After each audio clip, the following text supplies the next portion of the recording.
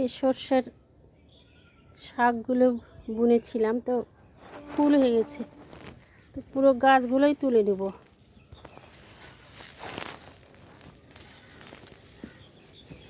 মানে এখানে আর হবে না, ঢেকে ঢেকে ঢেকে রাখছি তো নেট দিয়ে, এর জন্যে কাঠবেড়ের জন্যে তা আরও হয়ে গেছে, বড় হচ্ছে না। তো পুরো জড়সহ তুলে নিব। যে তুলে রাখছি, তুলে নিব।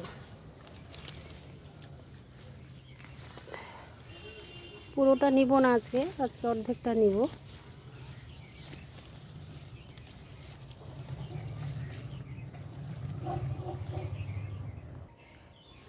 তুলে নিলাম পুরোটা।